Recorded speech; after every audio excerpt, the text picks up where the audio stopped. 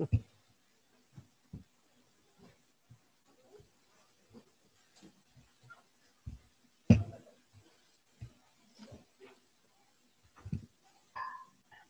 monggo, pokoknya.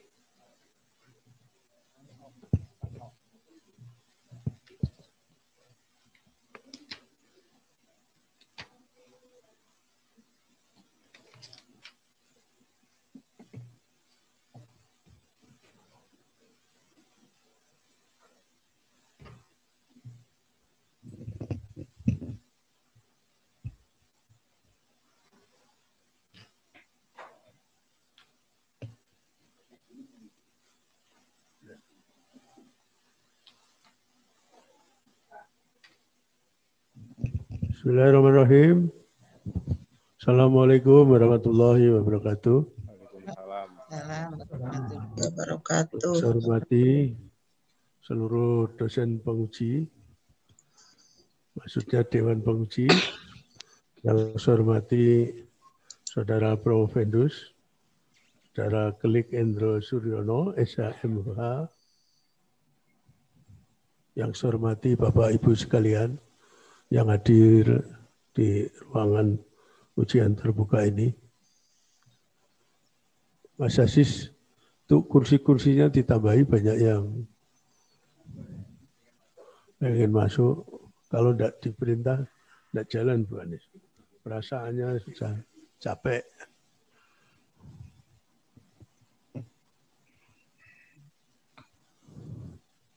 Marilah kita buka ujian terbuka ini dengan bersama-sama membaca basmalah. Bismillahirrahmanirrahim. Semoga Allah Subhanahu wa Ta'ala meridhoi ujian terbuka ini dan memberikan rahmat keberkahan pada kita semua. Selanjutnya ini kopromotornya mau membacakan kurikulum vitae, bukunya nggak ada ya. Ya, Bukus. Baik. Jadi ini diwakilkan. Baik, Prof. Ini saya bacakan, bisa, Prof? Oh, alhamdulillah. Ya, selanjutnya saya persilakan Dr. Sri Kusria, SHMH, kopromotor, untuk membacakan kurikulum vitae Saudara Prof. Vendus. Dipersilakan. Terima kasih. Bismillahirrahmanirrahim. Assalamualaikum warahmatullahi wabarakatuh. Ketua Dewan Penguji yang saya hormati dan anggota Dewan Penguji yang saya hormati, serta Bapak Ibu hadirin yang saya hormati. Alhamdulillah Pak Bapak Keli Endro Suryono hari ini akan ujian terbuka. Sebelumnya Bapak Ibu izinkan saya untuk membacakan kurikulum vitae dari Bapak Keli Endro Suryono. Nama Keli Endro Suryono, tempat tanggal lahir Yogyakarta 31 Desember 1963, agama Islam, alamat Surokarsan MG2 435 Yogyakarta, pekerjaan dosen, nama istri almarhum Ibu Sri Mendah Astuti, nama anak Sandy atau Andi, yang kedua Reza Monika, ini sudah punya cucu, masih kecil, Ju Sherly Andini. Kemudian riwayat pendidikan, lulus SD Taman Siswa 1975, SMP Negeri 2 Yogyakarta 1979, SMA Negeri 6 Yogyakarta lulus 1982, kemudian S1 di Fakultas Hukum Universitas Widya Mataram lulus 1989, kemudian strata Magister Ilmu Hukum di Universitas Islam Indonesia lulus 1998. Riwayat pekerjaan, beliau sekarang ini adalah sebagai Dekan Fakultas Hukum Universitas Widya Mataram tahun 2020 sampai 2024. Demikian riwayat hidup dari Bapak Keli Endro Suryono. Terima kasih Profesor Dr. Gunarto selaku Ketua Dewan Penguji. Assalamualaikum warahmatullahi wabarakatuh. Waalaikumsalam warahmatullahi wabarakatuh. Terima kasih Dr. Sri Kusria, SHMH. Selanjutnya saya ingin memperkenalkan seluruh Dewan Penguji, ada 7 orang. Yang pertama Profesor Dr. Lazarus Trisetiawan, SHM HUM, Guru Besar Fakultas Hukum Universitas Diponegoro. Assalamualaikum Prof. Lazarus. Waalaikumsalam, Prof. Pun. Atur suwun nih rafunya. Oke.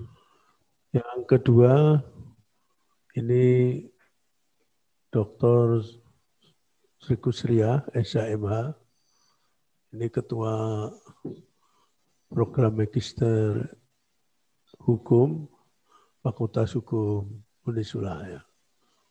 Yang akreditasinya sudah A, mau konversi ke unggul. Amin. Selaku co-promotor. Selanjutnya Dr. Widayati, SHMH. Wida sudah. Assalamualaikum. Prof, sampun. Salam. Ini Wakil Dekan 1 Fakultas Hukum Unisula. Kalau S1-nya akreditasinya sudah unggul ya. Sudah terkonversi dari A ke unggul. Kemudian yang berada di ruangan ini, sebelah kanan saya, Profesor Dr. Eko Soponyono, SHMH, Guru Besar Fakultas Hukum Unisula. Kemudian saya sendiri, Profesor Dr. Gunarto, SHMH, Dekan Fakultas Hukum Unisula. Sebelah kiri saya, Profesor Dr. Anis Masdurohatun, SHMH, Ketua Program Doktor Ilmu Hukum Fakultas Hukum Unisula. Akreditasinya juga sudah A. Yang paling kiri, Profesor Dr. Sri Endah Wahyuningsih, SHMH. Selanjutnya saya persilakan Saudara Prof. Vendus, Saudara Kelik Endro Suryono, SHMH, untuk menyampaikan pokok-pokok pikiran disertasi saudara, dipersilakan.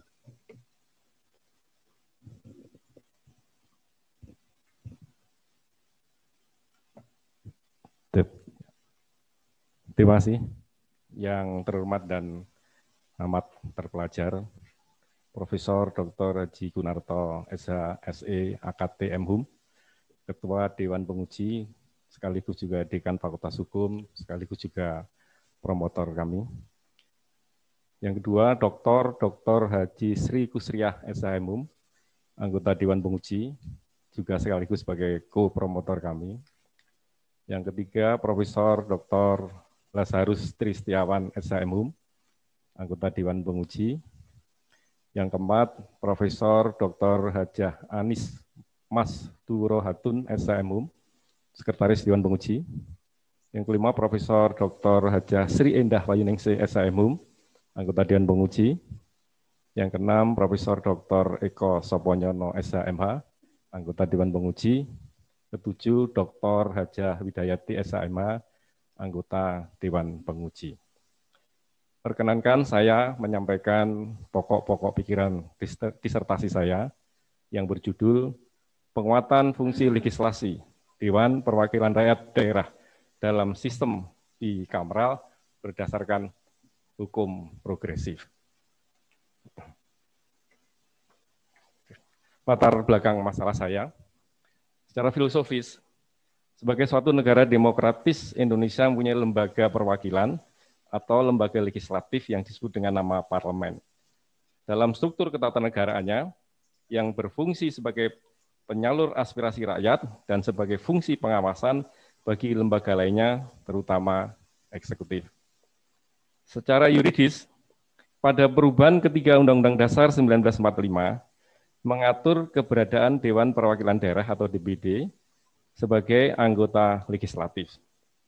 Secara khusus, keberadaan DPD diatur dalam pasal 22C dan pasal 22D Undang-Undang Dasar 1945.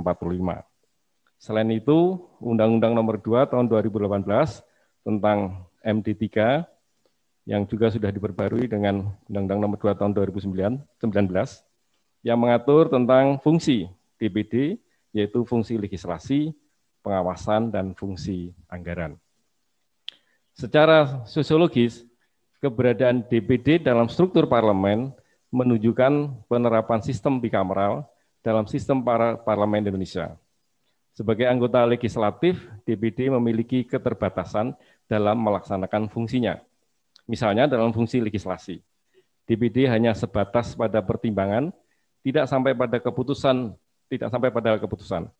Hal tersebut berbeda dengan fungsi-fungsi yang dimiliki oleh Dewan Perwakilan Rakyat atau DPR yang lebih luas. Berdasarkan latar belakang masalah tersebut, kami mengambil 3 rumusan masalah. Yang pertama, mengapa fungsi legislasi Dewan Perwakilan Daerah dalam sistem parlemen tidak diberi kewenangan yang sama dengan Dewan Perwakilan Rakyat atau DPR. Lalu yang kedua, bagaimanakah kelemahan-kelemahan fungsi legislasi Dewan Perwakilan Daerah dalam sistem bikameral, dalam sistem parlemen bikameral di Indonesia. Kemudian yang ketiga adalah bagaimanakah penguatan fungsi Dewan Perwakilan Daerah dalam sistem parlemen bikameral di Indonesia. Beberapa teori yang kami pakai, yang pertama yang dikemukakan oleh C.F. Strong, sistem perwakilan yang lazim di dunia saat ini ada 2 macam, yakni sistem perwakilan 1 kamar atau unicameral system, dan sistem perwakilan 2 kamar atau bicameral system. Sistem bikameral dapat dilihat dari 3 sisi, yakni fungsi lembaga perwakilan, yaitu 1 dari segi fungsi, memiliki fungsi legislasi, pengawasan, dan anggaran.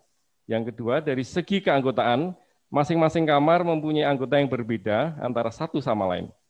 Dan dari aspek proses pembentukan undang-undang, pembentukan undang-undang harus melewati 2 kamar yang terpisah antara satu sama yang lain.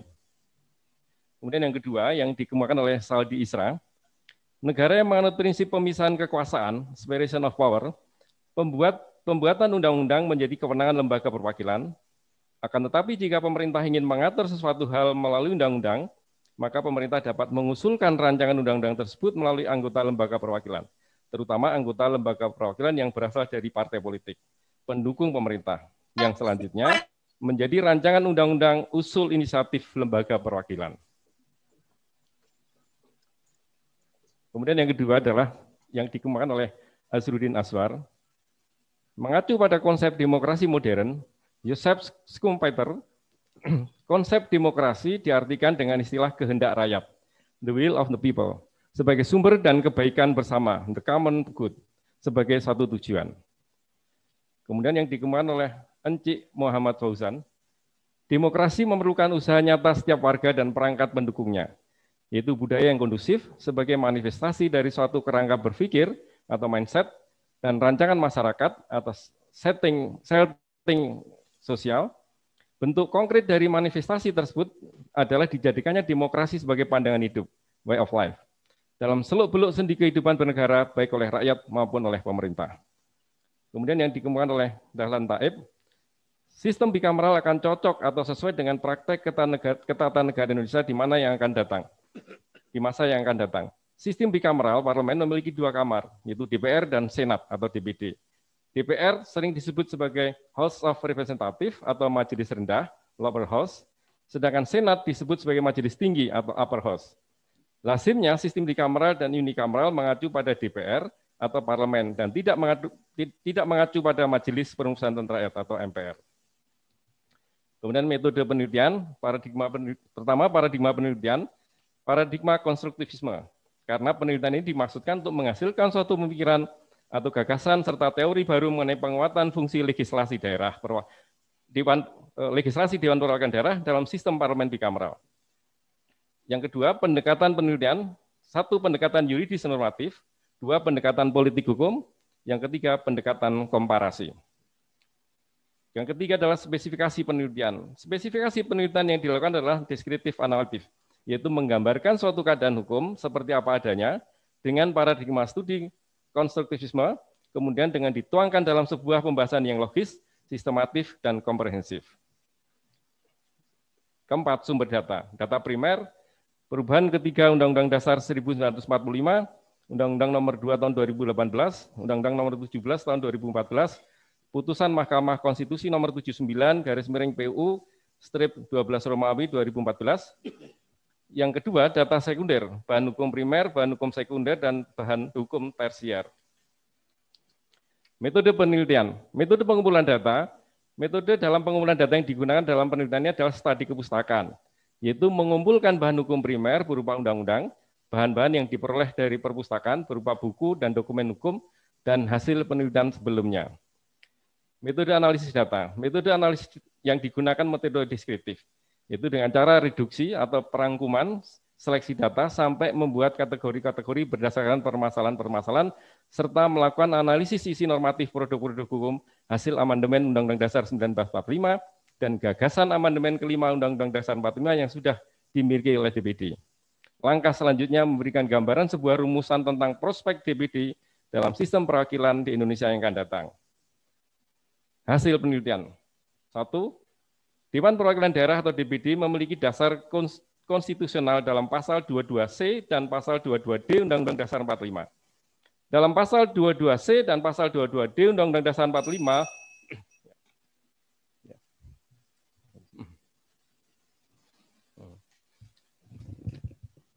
terima kasih karena waktu yang belum disampaikan ada di dalam naskah disertasi. Terima kasih ini Saudara Prof. Hendus telah mempresentasikan pokok-pokok pikiran disertasi dengan sangat baik. Selanjutnya tanya jawab dimulai dari penguji eksternal. Saya persilakan Profesor Dr. Lazarus Trisetiawan, SHMH, Guru Besar Fakultas Hukum Undip, dipersilakan. Ya, terima kasih Prof. Gun, Ketua Program dan Ketua Dewan Majelis Penguji dan juga Bapak Ibu anggota Dewan Penguji yang lain serta Promovendus ya Pak Kli. Oke, seandainya dalam penguatan fungsi legislasi dari DPD ini, kedudukan dari DPD dan DPR itu dalam fungsi legislasi itu sama kuatnya, katakan sejajar. Nah, apakah itu akan mempengaruhi proses legislasi atau proses pembuatan hukum peraturan di Indonesia? Karena ini penguatan dalam bidang legislasi ini kan memang kalau DPR dipilih langsung seakan-akan itu mewakili rakyat. Misalnya Presiden dengan persetujuan DPR membuat perjanjian dengan negara lain. Nah, artinya dalam membuat perjanjian itu atas persetujuan rakyat, mewakili rakyat, Dewan Perwakilan Rakyat. Nah, kalau ini DPD ini, apakah meskipun dipilih secara langsung juga, apakah seperti itu tapi kalau tadi yang pertama tadi, apakah nanti kalau seandainya sama-sama kuat dalam proses legislasi ini akan memberikan arah yang lebih baik dalam pembuatan hukum atau peraturan di Indonesia? Silakan, Saudara Promovendus. Terima kasih, Profesor, atas pertanyaannya.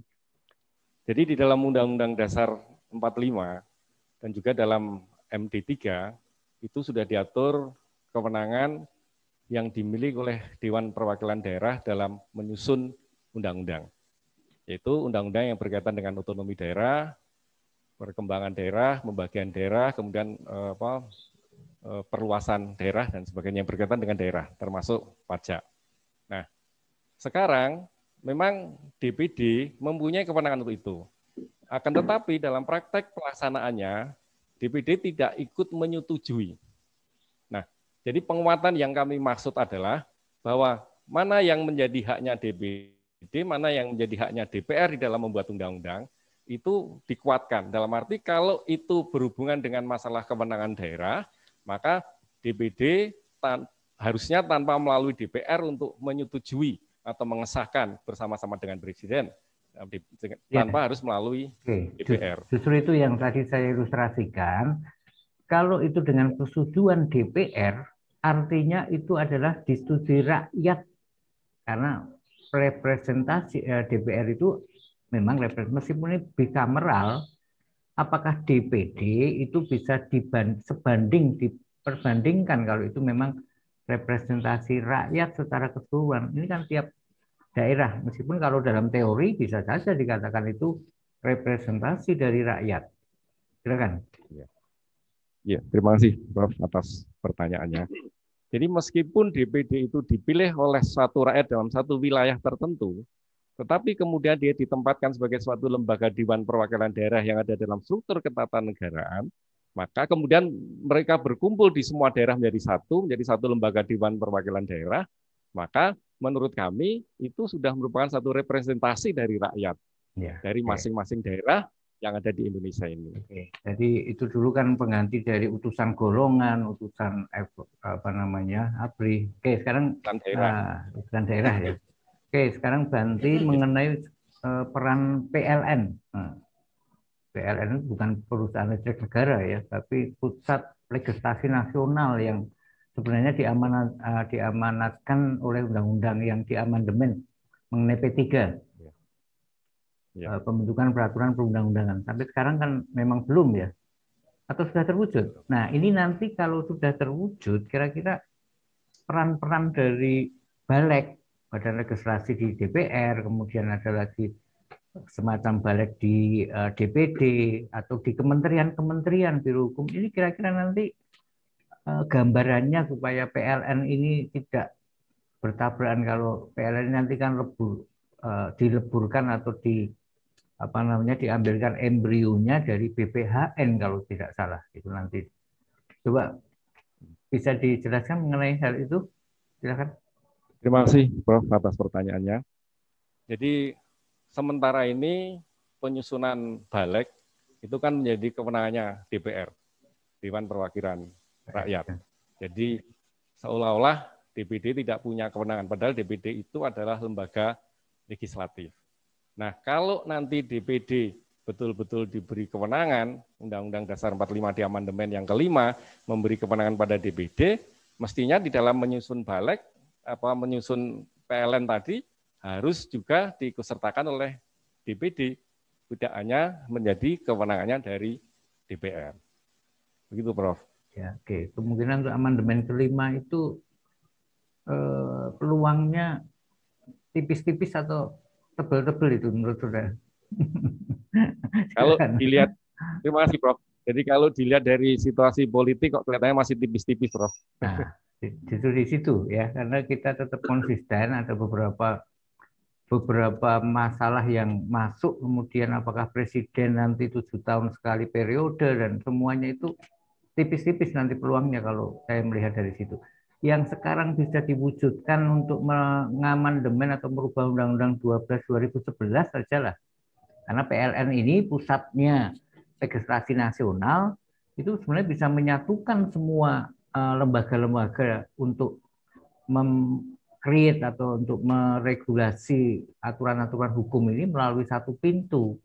Kalau itu kan bisa tidak dikatakan sebagai penguatan, karena di situ nanti peran DPD misalnya ikut serta di dalam unsur PLN, itu sebenarnya sudah seimbang dalam PLN, semua unsur baik itu DPR, DPD, kementerian-kementerian, itu akan menjadi satu kesatuan. Menurut saudara gimana? Silakan. Ya, terima kasih Prof atas pertanyaannya. Saya setuju dengan apa yang dimuat oleh Profesor. Jadi artinya nanti kalau betul-betul DPD itu sudah dikuatkan, dia pun juga akan punya kewenangan untuk menyusun undang-undang mana yang harus diprioritaskan menjadi target legislasi dalam penyusunan satu undang-undang. Kalau selama ini kan DPD, saya ingat pada waktu ujian tertutup itu hanya sebagai alatnya DPR saja, jadi tidak punya kewenangan untuk menentukan prioritas peraturan perundang-undangan mana yang mau diajukan itu. Demikian, Prof. Ya, oke. Yang terakhir sekarang, selamat saja Anda sudah melewati semuanya, dan ini tahap akhir yang harus saudara lalui. Karena saya yang pertama, nanti sampai yang terakhir, ini kan yang terakhirnya juga ya. Ya, oke, selamat saja. Demikian saya kembalikan kepada Ketua Dewan Penguji. Terima kasih. Terima kasih Profesor Dr. Lazarus Trisetiawan, SHMH. Selanjutnya saya persilakan Dr. Widayati, SHMH. Jih, matur nuwun Prof. Bismillahirrahmanirrahim. Assalamualaikum warahmatullahi wabarakatuh. Yang saya hormati Ketua Dewan Penguji, Prof. Gun, dan anggota Dewan Penguji ada penguji eksternal, Prof. Lazarus, Prof. Anis, Prof. Endah, Ibu Dr. Sri Kustia, Pak Andre, dan Promo Vendus yang berbahagia pada malam hari ini. Kemarin sudah dibetulkan ya, sudah diperbaiki bahwa kalau seperti kita tahu DPD ini sekarang fungsinya seperti alat kelengkapan DPR, ngoten nggih, Pak Kali nggih. Nah, kemudian yang ingin saya tanyakan adalah berkaitan dengan konstruksi ideal yang jenengan tawarkan, yang Promovendus tawarkan di dalam tulisan disertasi ini. Salah satunya adalah dengan memperkuat sistem pemerintahan presidensial, gitu ya. Kalau tidak salah di halaman 288. Nah, coba mohon dijelaskan apa korelasinya ini dengan penguatan DPD, apa kaitannya dengan memperkuat sistem pemerintahan presidensial. Silakan Pak Kali. Terima kasih Ibu Dr. Widayati. Jadi penguatan sistem presidensial itu dimaksudkan karena dalam sistem pemerintahan presidensial masing-masing lembaga negara antara eksekutif dan legislatif mempunyai kekuatan yang seimbang. Sehingga kalau mereka mempunyai kekuatan yang seimbang, maka kekuatan legislatif di dalam membentuk undang-undang yang salah satunya nanti jika diadakan amandemen Undang-Undang Dasar 45 adalah memberi peran yang besar pada DPD dalam penyusunan undang-undang, sehingga betul-betul peran DPD nanti bisa nampak dengan penguatan sistem presidensial ini. Karena kalau dengan sistem presidensial, antara presiden dan badan legislatif yang terdiri dari DPD dan DPR itu bisa saling support, saling bekerja sama untuk membentuk satu undang-undang. Ya. Begitu, nah, Bu Dr. Sebenarnya kalau kita lihat semangat untuk amandemen Undang-Undang Dasar 45 berikutnya itu kan akan melakukan purifikasi terhadap sistem pemerintahan presidensial. Nah, biasanya dalam sistem ketatanegaraan itu kalau terjadi purifikasi sistem pemerintahan presidensial itu akan memisahkan kekuasaan-kekuasaan dalam negara itu secara tajam gitu ya. Ini kekuasaan legislatif, ini kekuasaan judikatif, ini kekuasaan legislatif, dan lembaga yang melaksanakan kekuasaan itu siapa gitu. Apakah nanti Pak Keli sebagai Prof. di sini ya akan memisahkan kekuasaan itu secara tegas bahwa presiden itu hanya eksekutif saja, DPR mungkin bersama dengan DPD legislatifnya, atau judikatifnya adalah Mahkamah Agung dan Mahkamah Konstitusi, atau seperti apa untuk purifikasi sistem pemerintahan presidensial. Ya, terima kasih Bu Dr. Widayati. Jadi pemisahan kekuasaan itu kan dasarnya adalah trias politikanya Montesquieu, yang di dalam teori itu memang betul-betul memisahkan secara tegas antara kewenangan eksekutif, legislatif, dan yudikatif. Namun pada prakteknya tidak ada satu negara pun yang menganut teori trias politika itu secara konsekuen dan konsisten. Jadi artinya masih ada kerjasama di dalam lembaga-lembaga negara yang ada itu, terutama di dalam hal menyusun undang-undang. Jadi tidak akan mungkin terjadi kalau misalnya DPR disuruh membuat undang-undang sendiri, kemudian diserahkan pada eksekutif untuk melaksanakan undang-undang itu. Pasti akan ada kerjasama. Kalau menurut pendapat kami, tidak bisa dilaksanakan secara pemisahan secara tajam seperti teori trias politika untuk pemisahan kekuasaan itu, karena nanti negara ini seolah-olah ada 3 kepala eksekutif, kepala legislatif, dan kepala yudikatif. Harus ada satu yang lebih kuat, yang nanti akan mengatur hubungan antara lembaga-lembaga negara itu. Dalam hal ini adalah posisi eksekutif, presiden sebagai kepala negara, bukan sebagai kepala pemerintahan, tapi sebagai kepala negara. Begitu, Pak Bu Dr. Berarti lembaga yang diperkuatnya presiden, deh, bukan misalnya Majelis Permusyawaratan Rakyat gitu sebagai lembaga yang representatif gitu ya, ada perwakilan-perwakilan di situ, atau yang lebih kuat yang dengan sampaikan tadi presiden begitu. Tidak, Bu Dr. Jadi lembaga negara itu mempunyai lembaga-lembaga negara itu mempunyai kekuatan yang sama tentunya. Tidak hanya memang harus ada check and balances ya. Sementara ini kalau di Indonesia kan salah satu gambaran dari sistem check and balances kan adanya Mahkamah Konstitusi itu yang juga akan memberi pembatasan kewenangan terhadap presiden dalam membuat undang-undang. Ya. Tadi Mas Aziz ngeliti enggak ya? Jadi berarti ada kekuatan ini ya antara DPR, DPD, Presiden dan juga lembaga-lembaga negara lain mempunyai kekuatan yang sama, nggih, Pak. Kali nggih. Waktunya sudah habis. Nggih, matur Mbah nuwun, nggih. Terima kasih. Ini saya kembalikan kepada Ketua Dewan Penguji. Kurang lebihnya mohon maaf. Assalamualaikum warahmatullahi wabarakatuh. Waalaikumsalam warahmatullahi wabarakatuh. Terima kasih Dr. Widayati, SHMH. Selanjutnya saya persilakan dimulai dari sebelah kanan Profesor Dr. Eko Suponyono, SHMH, dipersilakan.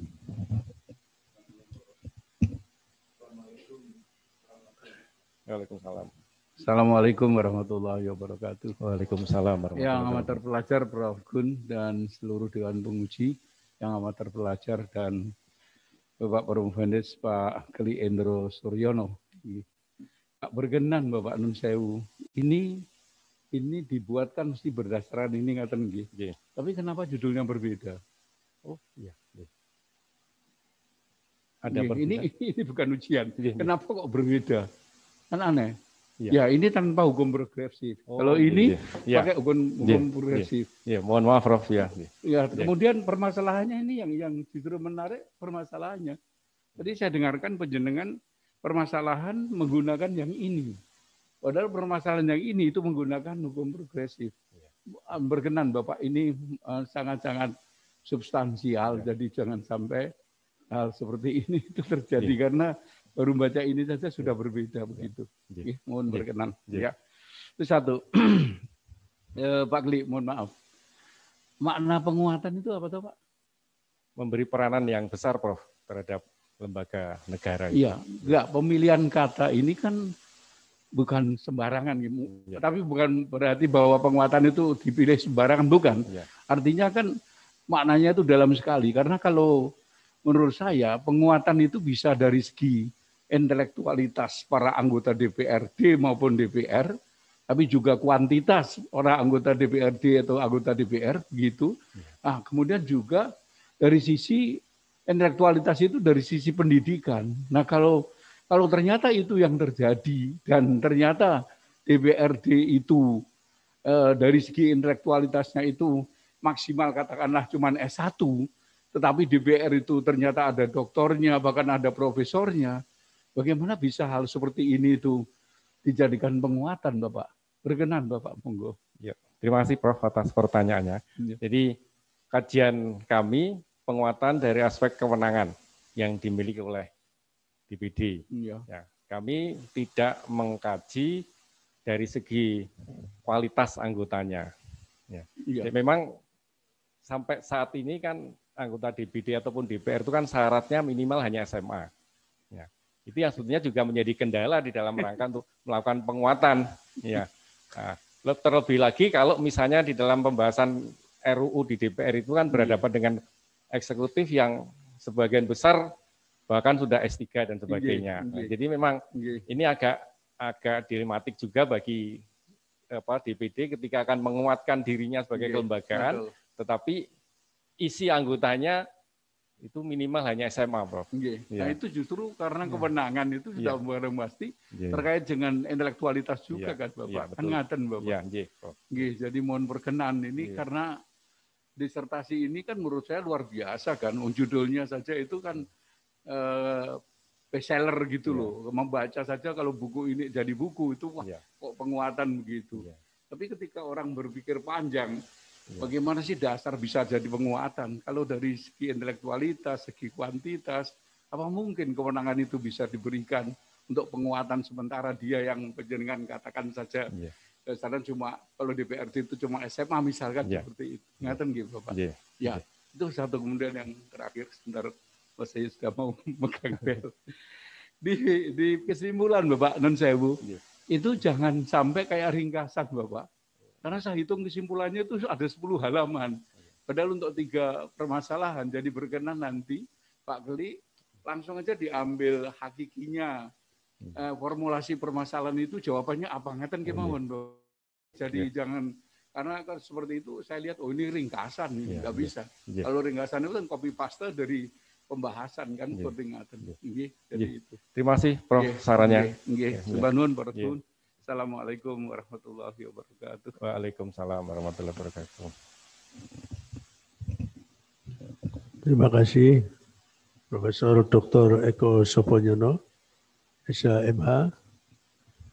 Giliran saya ya, ini untuk menjadi doktor harus ada teori baru atau konsep baru atau gagasan pemikiran baru di dalam disertasi ya. Ini di halaman 270 ya.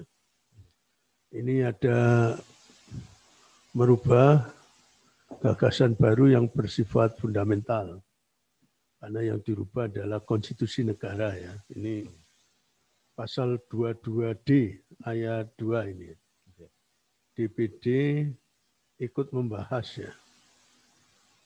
Ini rancangan undang-undang yang berkaitan dengan otonomi daerah, hubungan pusat dan daerah, penggabungan daerah, terus pengelolaan sumber daya alam dan sumber daya ekonomi lainnya, serta perimbangan hubungan pusat dan daerah, serta memberikan masukan dan pertimbangan rancangan undang-undang anggaran pendapatan dan belanja negara, dan perancangan undang-undang yang berkaitan dengan pajak, pendidikan, dan agama ya.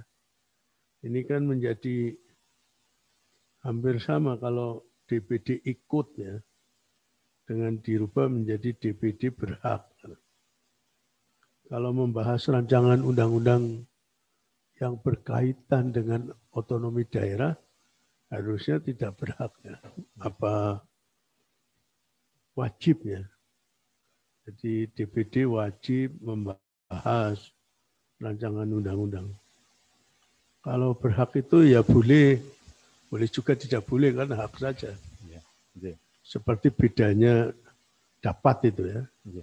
Dapat sama wajib. Ini sama hampir berhak. Ini yang pertama ya.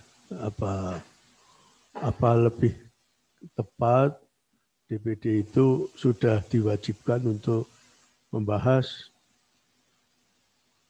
rancangan undang-undang yang berkaitan dengan daerahnya masing-masing ya, yang diwakilinya.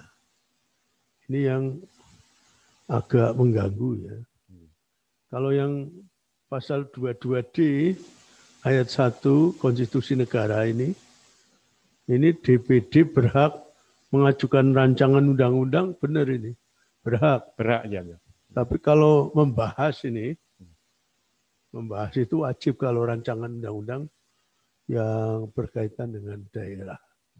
Apalagi sumber-sumber ekonomi dan sumber-sumber alam yang berada di daerahnya ya.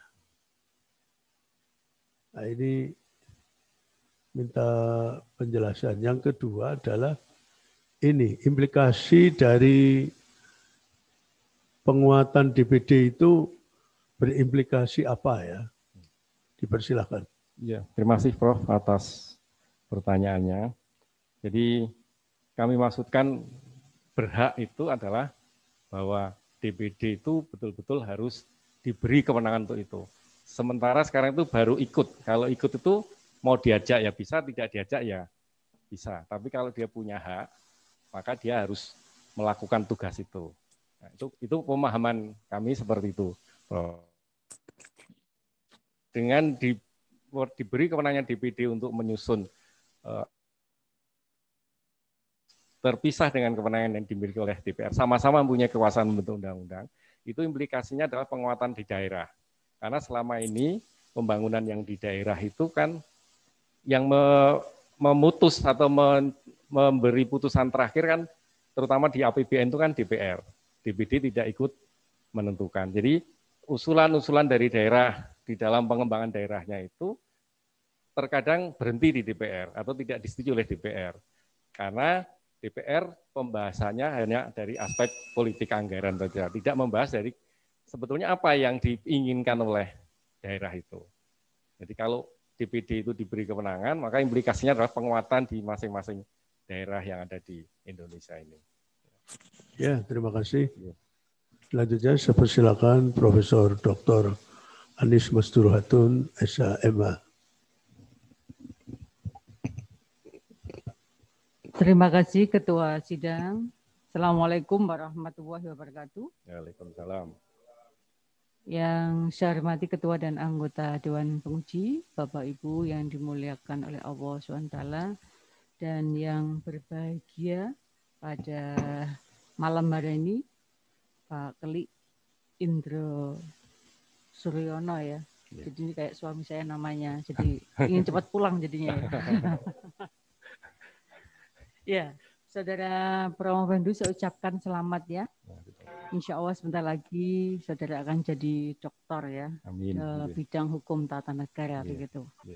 Ya, ada 3 hal yang ingin saya tanyakan. Yang pertama soal teori, kemudian yang kedua nanti soal nilai-nilai Islam, dan yang ketiga adalah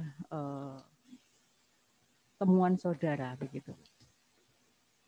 Di dalam disertasi saudara, tadi saya juga menegaskan apa yang disampaikan Prof. Eko.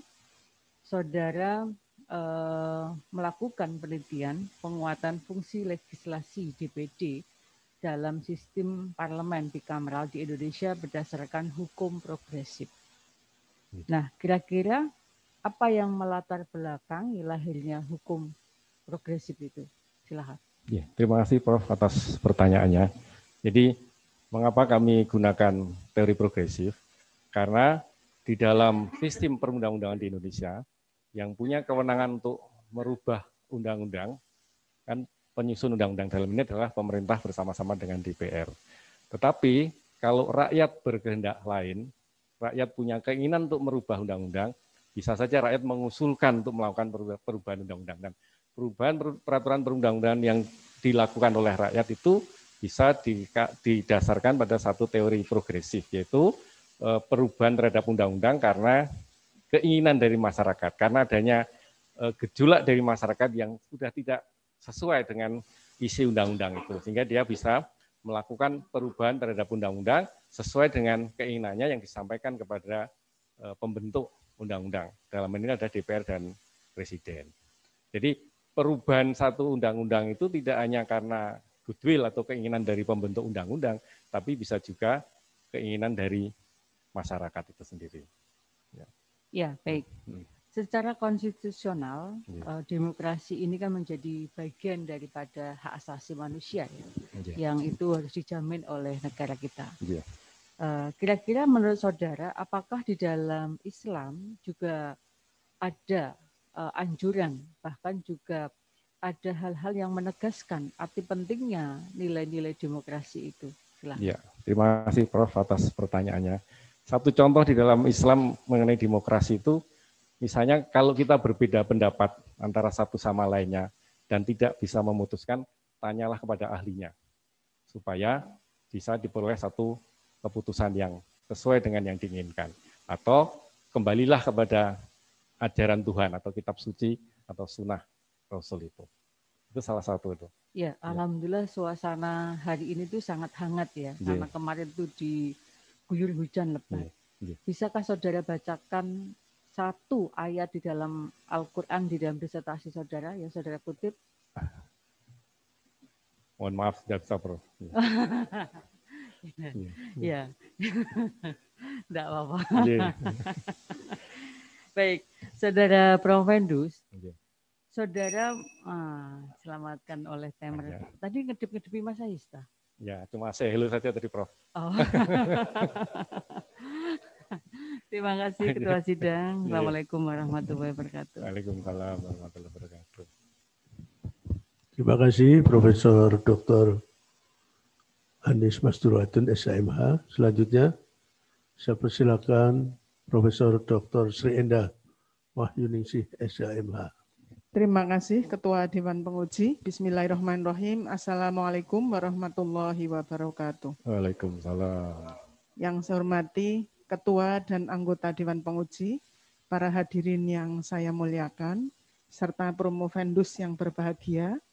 Pertama-tama saya mengucapkan selamat atas ujian promosi doktor pada malam hari ini. Semoga ilmunya bermanfaat untuk bangsa dan negara serta Amin. institusi. Ya. Baik, saya melanjutkan pertanyaan dari Prof. Anies, bahwa Unisula itu membawa visi dan misi membangun generasi khairu ummah dengan melakukan rekonstruksi ilmu pengetahuan dan teknologi didasarkan pada nilai-nilai Islam. Visi Unisula itu sebagaimana dalam surat Ali Imran adalah A'udzubillahi minasyaitonirrajim, kuntum khaira ummatin uhrijat linnas ta'muruna bil ma'ruf wa tanhauna 'anil munkar wa tu'minuna billah. Kalian adalah umat terbaik untuk manusia yang menyuruh kepada yang ma'ruf dan mencegah kepada yang mungkar serta beriman kepada Allah. Sebagai mahasiswa PDIH yang melakukan rekonstruksi keilmuan sebagaimana dalam Standar Nasional Pendidikan Tinggi Permendikbud nomor 3 tahun 2020, bahwa saudara nanti hasilnya adalah mungkin menemukan suatu teori atau mengembangkan konsep pemikiran yang sudah ada. Apa yang bisa saudara kontribusikan kepada institusi, kepada bangsa dan negara terhadap rekonstruksi yang saudara buat saat ini? Silahkan. Ya, terima kasih Prof atas pertanyaannya. Kalau kita lihat kondisi bangsa Indonesia ini sekarang kan sudah dikuasai dengan kepentingan politik yang sangat luar biasa. Dan kepentingan politik itu kadang-kadang memang meninggalkan nilai-nilai agama yang ada. Ya. Oleh karena itu, saya berharap mudah-mudahan apa yang nanti akan kami buat menjadi suatu penemuan baru atau teori baru, itu bisa menghasilkan satu penemuan-penemuan dalam sistem politik itu yang tidak hanya didasarkan pada kepentingan-kepentingan politik, tetapi juga berdasarkan pada kepentingan-kepentingan nilai-nilai agama, nilai-nilai kemanusiaan, atau demokrasi yang berdasarkan pada nilai-nilai agama dan kemanusiaan itu sendiri, meskipun nilai-nilai agama itu universal. Nah, ya, kalau di sini saya sebagai orang Islam ya tentunya ingin dengan dasar-dasar nilai-nilai agama Islam yang saya anut. Begitu, Prof. Ya, baik Pak. Tampaknya ini cocok untuk unggul ya Pak, S3-nya. Ya. Kemudian bahwa saudara ingin menempatkan DPR dan DPD itu secara setara. Ya. Sebagaimana di dalam Islam itu juga harus berlaku adil kan gitu. Ya, jadi ayat-ayat tentang keadilan di dalam Islam itu juga sangat banyak ya. Ya. Antara lain A'udzubillahi minasyaitonirrajim wala yajrimannakum sana'anu qaumin alla ya'dilu. Ya'dilu huwa aqrabu littaqwa. Jadi janganlah kebencianmu terhadap suatu kaum membuat kamu berlaku tidak adil. Berlaku adillah karena adil itu lebih dekat dengan takwa. Nah, tampaknya saat ini itu memang posisinya itu belum berkeadilan, walaupun bukan karena kebencian ya antara DPD dan DPR. Tetapi posisinya itu belum equal, artinya belum sama. Dan saat ini itu sebagai pengejawantahan pasal 22 Undang-Undang Dasar 45, itu kan ada Undang-Undang MD3. Ya. Apakah dalam Undang-Undang MD3 itu juga, oh ini sudah titik ini tampaknya. Ya, jadi itu PR untuk besok ke depan tampaknya. Terima kasih, saya cukupkan sekian. Assalamualaikum warahmatullahi wabarakatuh. Waalaikumsalam warahmatullahi wabarakatuh. Terima kasih Profesor Dr. Sri Endah Wahyuningsih, SHMH. Selanjutnya Kopromotor Dr. Sri Kusria, SHMH. Dipersilakan. Terima kasih Profesor Dr. Gunarto SHMH selaku Ketua Dewan Penguji dan Bapak Ibu anggota Dewan Penguji yang lainnya dan Pak Kli, alhamdulillah selamat ikut berbahagia untuk Pak Kli hari ini. Saya gini Pak Kli tadi masukan sedikit ya. Data primer itu untuk Bapak memang penelitiannya normatif, sehingga data yang dipakai adalah data sekunder. Tadi data primernya itu nanti dilihat lagi ya Pak, itu kan Bapak wawancara dengan anggota DPD di Yogyakarta, itu ya. Kemudian yang penguatan pasal 22D itu, bahwa DPD selain ikut membahas, juga ikut menyetujui, itu penguatannya di situ Pak. Ikut menyetujui, jadi tidak hanya berhak untuk membahas, tapi berhak untuk ikut menyetujui rancangan undang-undang yang terkait dengan pemerintahan daerah. Gitu ya Pak. Kemudian yang ketiga, saya doakan tidak ada kata terlambat. Tadi permintaan dari Prof. Anies, suatu saat nanti Pak Kli ini, Dr. Kli ini akan sangat fasih membacakan surat-surat di dalam Al-Quran. Insya Allah saya doakan itu ya Pak. Nanti membawa nama PDIH. Amin. Kemudian yang ketiga, saya hanya tanggapan saja gini. Sekarang ini kan rumornya gini, kalau nanti anggota DPD itu diperkuat kedudukannya, kewenangannya sama dengan DPR terkait dengan kewenangan DPD, persoalannya sekarang ini kritikan terhadap DPD, malah kadang-kadang DPD itu selaku wakil daerah itu tidak mengerti daerah-daerah yang diwakili, potensinya apa, bagaimana keadaan ekonominya, bagaimana, ini harus bagaimana Pak, menurut Pak Klik. Terima kasih. Terima kasih Bu Dr. Sri. Jadi kondisi keanggotaan DPD, saya ambil contoh misalnya Yogyakarta. Yogyakarta dari 4 DIY provinsi, dari 4 anggota DPD itu yang 3 sudah lebih dari 4 kali, lebih dari 3 kali. Jadi tidak ada regenerasi terhadap anggota DPD ini. Jadi memang perlu pembelajaran politik terhadap masyarakat, bagaimana supaya di dalam memilih anggota DPD itu memang benar-benar dari calon anggota yang paham terhadap daerahnya. Bahkan di daerah-daerah tertentu seperti di Kalimantan itu, anggota DPD-nya malah tidak bermukim di daerah, tetapi bermukim di ibu kota, di Jakarta, karena punya kekuatan ekonomi tertentu yang bisa menjadikan menjadi anggota DPD terpilih oleh rakyat. Memang salah satu yang coba kami sampaikan pada anggota DPD, apakah Bapak Ibu setuju kalau menjadi anggota DPD itu syaratnya minimal harus 5 tahun bertempat tinggal di daerah itu sebelum menjadi anggota DPD.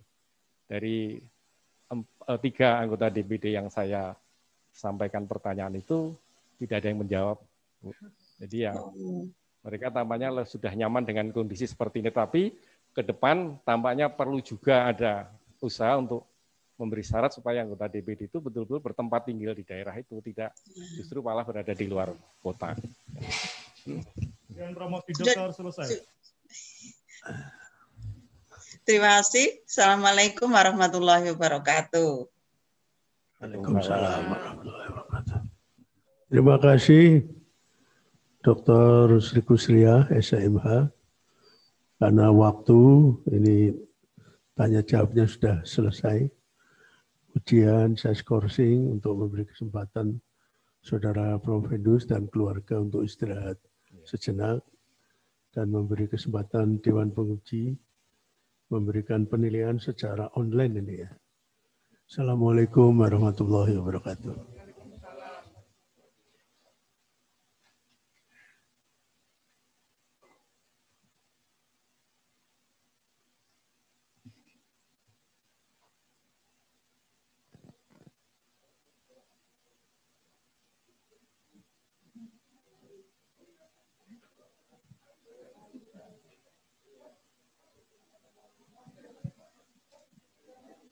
Sistemnya apa sih? Siapa saja.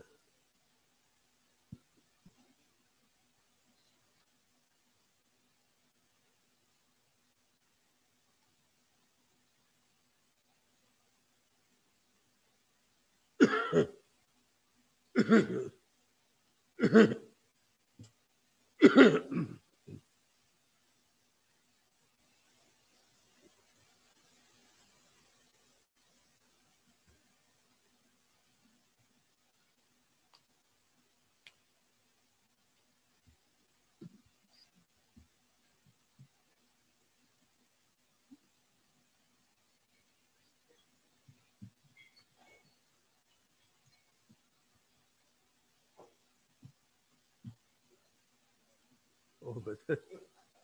Sis. Sis.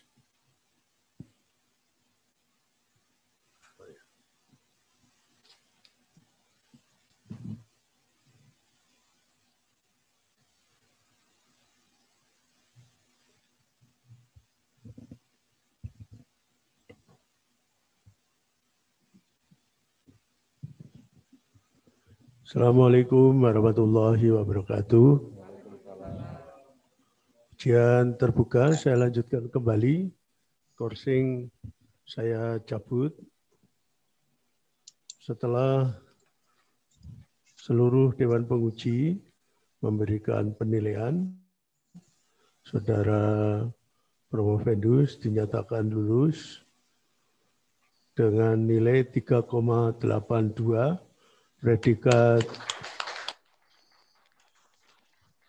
Predikatnya cum laude. Dr. Klik Endro Suryono, SHM Hum, tercatat sebagai lulusan ke-432 di program Doktor Ilmu Hukum Fakultas Hukum Unisula. Semoga Allah Subhanahu wa taala meridhoinya dan memberikan rahmat, keberkahan, kebahagiaan, kesuksesan dunia akhirat bagi Dr. Klik Endro Suryono SHM Hum. Penyerahan surat keterangan lulus, hadirin dimohon berdiri. Dr. Klik Endro Suryono SHM Hum dimohon menempatkan diri. Ketua Program Doktor Ilmu Hukum didampingi Sekretaris Program dipersilahkan.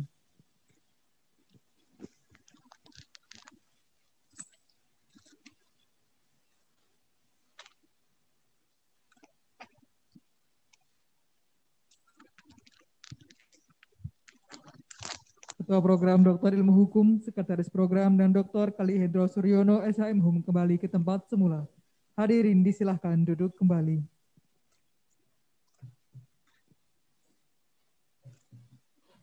Pesan dan kesan doktor baru kepada Dr. Klik Endro Suryono SHM Hum kami persilahkan. Terima kasih atas waktunya. Profesor Gunarto yang kami hormati dan kami banggakan, para guru besar yang ikut menjadi Dewan Penguji, kemudian yang kami hormati Profesor Anis, Profesor Sri Endah, dan Bu Dr. Sri Kusriah. Assalamualaikum warahmatullahi wabarakatuh. Salam sejahtera untuk kita semua. Pertama, kita panjatkan puji syukur kepada Allah Tuhan Yang Maha Esa, karena malam hari ini, sampai malam hari ini, masih memberi kekuatan kepada para guru besar, kami, para penguji, sehingga secara maraton bisa melakukan ujian sidang terbuka di program Doktor Unisula.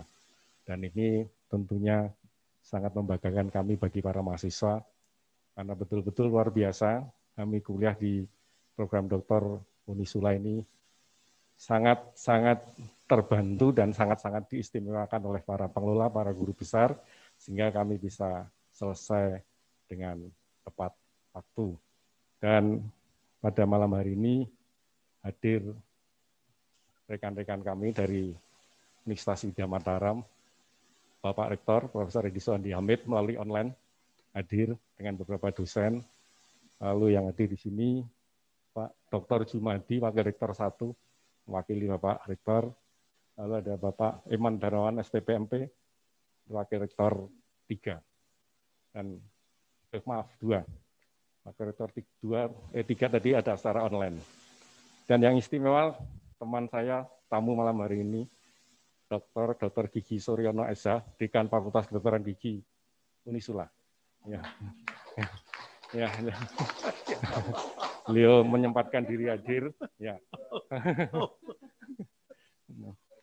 Dan juga ada beberapa dekan yang hadir, Pak Dr. Martadani dari Visipol Universitas Widya Mataram, Bapak Suprianta SE MM dari Dekan Fakultas Ekonomi, beberapa rekan-rekan alumni, Wakil Dekan 2 Fakultas Hukum juga hadir, Pak Teguh, juga Pak Fuad, juga ada Mbak Diah, Mbak Sulbi, teman-teman dosen yang selalu memberi support kepada kami. Jauh-jauh dari Jogja datang ke sini untuk memberi dorongan kepada kami. Dan tentunya yang dari kesempatan yang berbahagia ini, saya lagi mengucapkan terima kasih yang sebesar-besarnya karena kami diberi kesempatan oleh Pak Rektor, oleh Pak Dekan, dan Ketua Program Dr. di Unisula ini untuk menempuh kuliah program S3 di Unisula ini. Sekali lagi kami ucapkan terima kasih dan kebaikan Bapak Ibu semua semoga selalu dapat balasan dari Allah Subhanahu wa taala. Amin amin amin. Terima kasih. Assalamualaikum warahmatullahi wabarakatuh. Ujian promosi doktor ditutup oleh Dekan Fakultas Hukum. Sebelum saya tutup ujian terbuka ini, saya mengucapkan selamat pada Dr. Kelik Endro Suryono, SHM yang sudah lulus doktor dengan predikat cum laude. Saya juga mengucapkan berjuta-juta terima kasih pada seluruh Dewan Penguji dan tim promotor. Ada Profesor Dr. Lazarus Tris Setiawan, SHMH, Guru Besar Fakultas Hukum Undip. Profesor Dr. Anis Masturohatun, SHMH. Profesor Dr. Sri Enda Wahyuningsih, SHMH.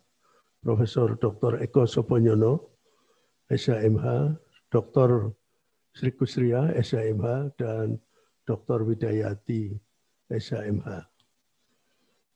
Terima kasih juga pada seluruh hadirin, baik yang luring maupun daring, yang dengan penuh kesabaran sampai akhir pada ujian terbuka ini.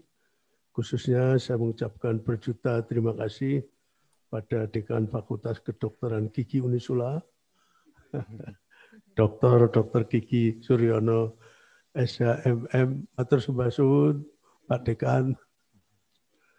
Terima kasih juga kami sampaikan pada Rektor Universitas Widya Mataram, Jogja. Terima kasih Pak Rektor, Matur Sembah Suwun sangat. Terima kasih juga hadir Dr. Sumadi, Wakil Rektor 1. Matur Sembah Suwun, Bapak rawuhipun. Dr. Eman Darmawan, Wakil Rektor 3. Matur Sembah Suwun. Terima kasih juga seluruh keluarga besar dari dosen Universitas Widya Mataram. Ya. Hadir ada Dekan Fakultas Ekonomi, Dekan Fakultas Fisip, ada juga Wakil Dekan di Fakultas Hukum, dan khususnya dosen Fakultas Hukum Universitas Widya Mataram. Ya. Semoga menjadi amal soleh kita semua. Amin. Amin. Marilah kita akhiri ujian terbuka ini dengan bersama-sama membaca hamdalah. Alhamdulillahirabbil alamin. Assalamualaikum warahmatullahi wabarakatuh. Upacara selesai. Dr. Kelik Endro Suryono, SHM Hum beserta keluarga dimohon menempatkan diri untuk menerima ucapan selamat. Pemberian ucapan selamat, hadirin dimohon berdiri.